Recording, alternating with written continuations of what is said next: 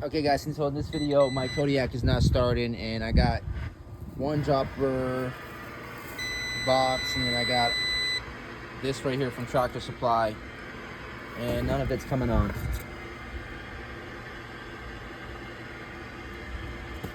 Truck ain't turning over, which it should just start.